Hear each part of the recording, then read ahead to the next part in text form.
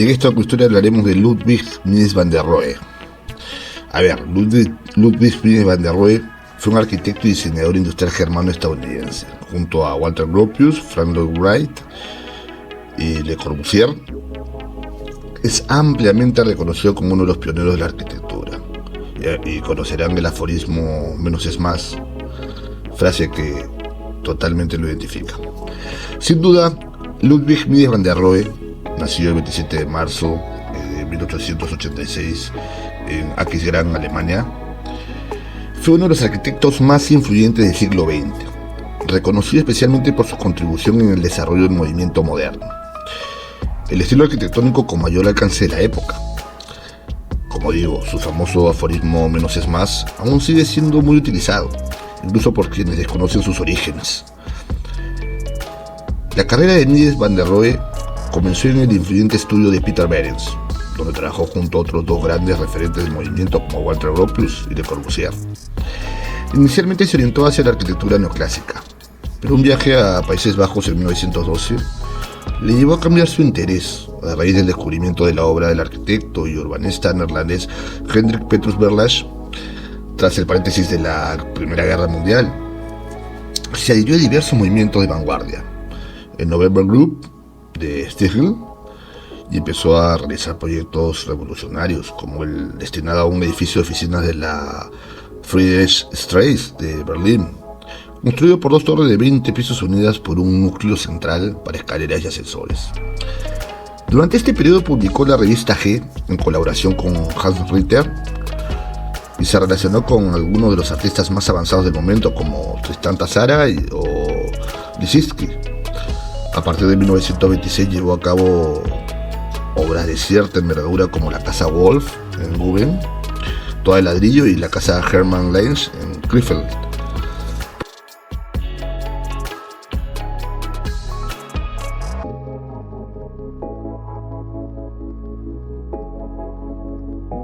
Por la misma fecha levantó el monumento de Karl Liebknecht y de Rosa Luxemburgo, destruido por los nazis luego. Un simple muro de ladrillo con dos paneles de un voladizo.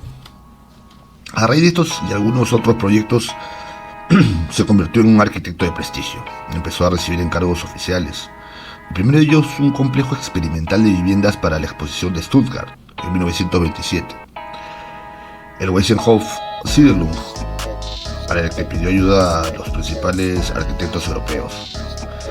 Mies comenzó a construir la línea de su estilo arquitectónico durante la década de 1920. Combinó las preocupaciones industriales funcionalistas de sus contemporáneos con su atracción estética hacia los elementos mínimos. A su vez rechazó los sistemas tradicionales de organización a partir de recintos cerrados, recurriendo en gran medida al vidrio para disolver la frontera entre el exterior y el interior y manifestar la fluidez de los espacios. Esa década fue particularmente importante para la carrera de Mies. Inició la propuesta del rascacielos de Friedrichstraße, 1921, una torre de cristal no construida que acrecentó su fama dentro de la vanguardia arquitectónica, y concluyó con la construcción de su pabellón alemán para la exposición de Barcelona en 1929, más conocido como el Pabellón de Barcelona, una de sus obras más populares. En 1930 Mies reemplazó a Heinz Meyer en el encargo de director de la Bauhaus, la escuela fundada por el arquitecto Walter Gropius, comúnmente asociada a él y a sus ideales. Conservó dicho título hasta que se vio obligado a cerrarla en 1933 por la presión del gobierno nazi.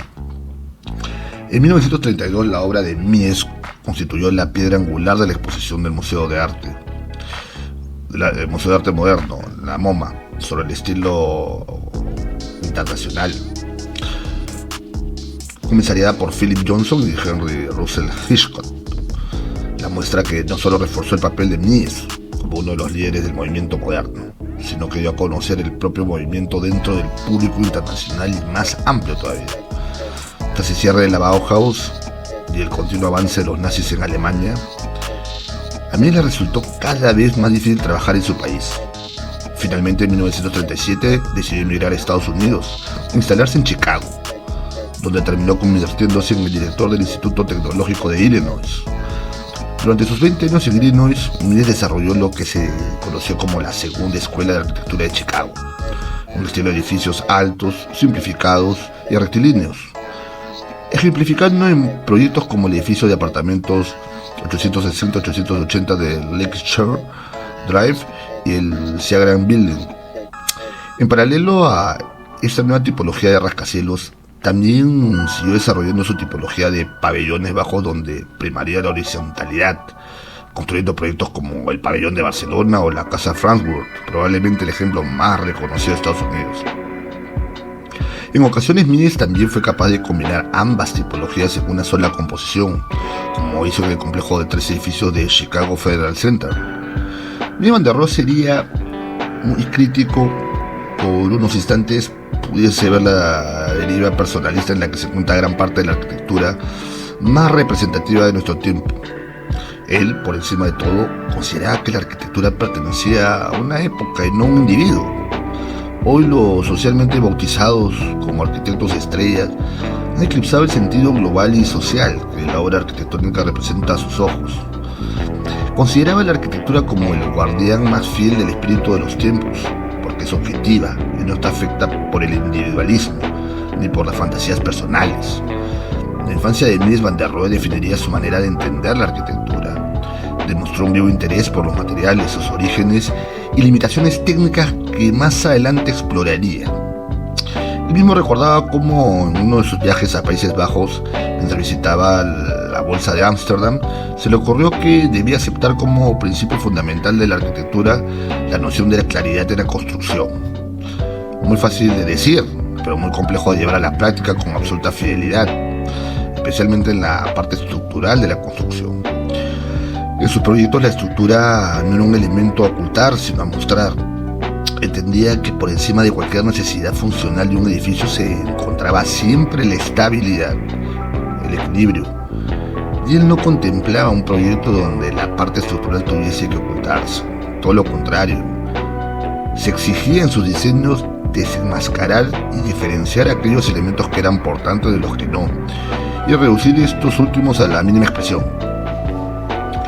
Mies van der Rohe distribuía ubicando las divisiones inteligentemente. Lograba separar los espacios sin necesidad de que aquellas llegasen a las paredes perimetrales en el techo. Ni tan solo eran necesarias las puertas para comprender y utilizar estos espacios. De este modo se dio el protagonismo al contenedor y no a lo que contenía. En todos sus proyectos pudimos identificar tanto aquellos elementos cuya función es estructural como los que no lo son. Sin embargo, todos y cada uno de ellos fueron diseñados con algún sentido funcional, estético o compositivo que aportase la claridad al conjunto. Mies van der Rohe seguramente no habría mostrado sorpresa alguna si definiésemos su arquitectura como conservadora, a la vez que radical. Conservadora porque nacía de los principios clásicos del orden estructural, de la relación espacial y la proporción, y radical porque aprovechaba al máximo las fuerzas motrices de la época: la ciencia, la tecnología, la industrialización, la economía. A continuación, dejamos a muestra 20 episodios biográficos que nos parecen fundamental para entender el pensamiento y las influencias y decisiones que llevaron a Mies van der Rohe a convertirse en uno de los arquitectos más importantes de la arquitectura moderna. Por ejemplo, como que a la edad de 30 años, contra la costumbre, Ludwig Mies van der Rohe decide conservar el apellido de su madre, Amalia Rohe, uniéndolo con el de su padre, Michael Mies, a través de un van der inventado que recordaba la vecindad de su ciudad natal con Bélgica y los Países Bajos. De su padre cantero aprendió el conocimiento de los materiales, cuya sensibilidad quedará expresada en su obra maestra, el pabellón de Alemania en la Exposición Internacional de Barcelona en 1929. Consiguió su primer contrato en un estudio de arquitectura tras solucionar en una hora el dibujo de la fachada de unos almacenes que su nuevo jefe llevaba semanas sin poder resolver. Su primer encargo personal llegó en 1906, un proyecto del filósofo Alois Riel en Potsdam, del cual surgió una casa tradicional con un eco del siglo XVIII. En 1908 conoce a Peter Behrens, quien despierta en Mies una pasión por la obra de Carl Friedrich Schinkel, el primer arquitecto del siglo XIX en Alemania. En la oficina de Peter Behrens tiene como colega a Walter Gropius, quien se encargaba de proyectos industriales, mientras que Mies se enfrentaba a encargos más tradicionales, En aquella época surge entre ellos una rivalidad cordial pero sin fisuras. La obra de Hendrik Petrus Verlage también influenciará el trabajo de Mies van der Rohe. Esta admiración era reprochada por Behrens, quien despreciaba al arquitecto holandés. Los padres de su primera esposa, Adam Broom, miraban con buenos ojos la relación de su hija con el arquitecto, ya que presumía un futuro prometedor, aunque no terminaba de gustarles su apellido, Mies, que en alemán quiere decir desdichado. El interés del arquitecto por la abstracción y el racionalismo se fortalece gracias a la amistad formada a principios de los años 20 con el pintor Hans Ritter, el constructivista El Lissitzky y el miembro del grupo de Stiegel, Theo van Doesburg. En 1927 Mies está a cargo del plan urbanístico Wiesenhof-Siegelburg, el más importante proyecto de la vanguardia arquitectónica, en el que además de construir un edificio de 3 plantas deberá seleccionar a los arquitectos participantes. Entre ellos está el ya conocido y famoso Le Corbusier, Walter Gropius, Peter Behrens, Bruno Taut y Hendrik Petrus Verlage. En 1930, mientras es desmantelado el pabellón de Barcelona, Mies fue nombrado director de la Bauhaus para sustituir al militante comunista Hans Meyer. El cambio no gustó a los alumnos, que se quejaban de su visión estetizante, en contraste con el funcionalismo predicado por Meyer. El entorno de la Bauhaus sufrió una gran decepción al comprobar que Mies había sido el único de ellos en firmar el manifiesto patriótico de intelectuales a favor del nacionalsocialismo, es decir, con los nazis. Cuando Mies comprende que la preferencia de Hitler se inclinarían hacia un monumentalismo neoclásico, cuyo exponente máximo sería Albert Speer, decide abandonar Alemania. En 1937, Amor Institute of Technology, más tarde el Instituto Tecnológico de Illinois, de Chicago, le ofrece dirigir la renovación de la Escuela de Arquitectura, a lo que Mies accede tras negarse a ser candidato, junto a Gropius para un puesto idéntico en Harvard University. Una de las principales cosas que pide llegar al Illinois es conocer a su admirado Frank Lloyd Wright, quien le recibe con una cordialidad que había negado antes a Le Corbusier y al mismo Walter Gropius.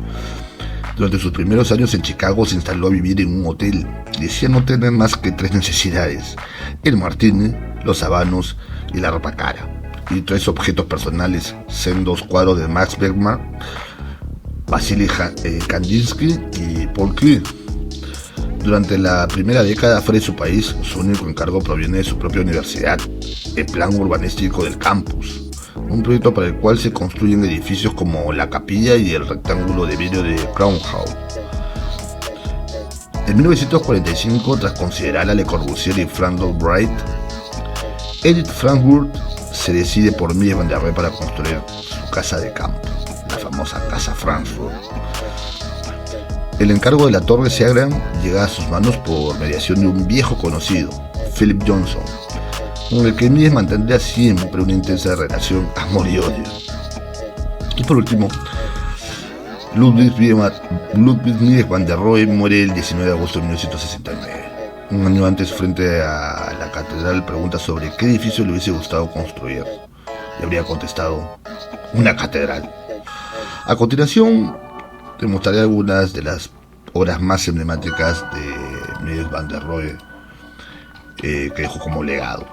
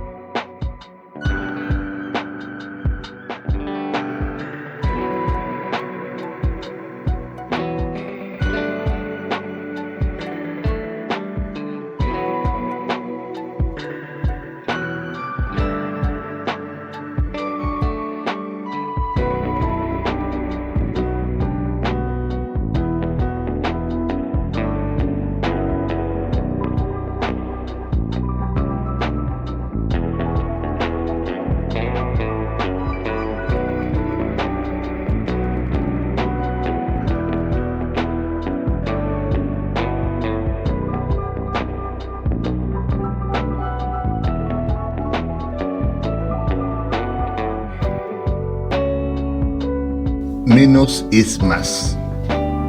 Habrán escuchado y asociado esta frase a Mies van der Rohe. Para finalizar, romperemos el mito con esta famosa frase que se le atribuye a Mies van der Rohe, pero en realidad no fue Mies van der Rohe el creador de esta frase. Fue Peter Behrens, fue el verdadero autor de la frase. Una figura que apadrinó al joven Mies, contratado para trabajar en la fábrica de turbinas AEG en Berlín de 1907 a 1910. Behrens, ampliamente considerado como el primer diseñador industrial de la historia, diseñó toda la identidad corporativa para Allgemeine Elektrizitätsgesellschaft AEG, y fue responsable de alentar las carreras de un buen número de jóvenes arquitectos, entre ellos Le Corbusier, Walter Gropius, Adolf Meyer y Jan Kremer. Mies confesó que había aprendido el gran momento de la forma, de Behrens, obviamente, la búsqueda de lo que se había convertido en un tema central para el arte en el cambio del siglo, con la promesa de unificar todos los modos de expresión cultural. Cuando tenía 21 años de edad, Van der Rohe recuerda el diseño del acristalamiento del oeste y la elevación del patio de la fábrica de turbinas de AEG. Me dijo que lo que aportó fue en realidad casi nada, y fue en el trabajo del corte de la fábrica que Mies se encontró con la expresión menos es más.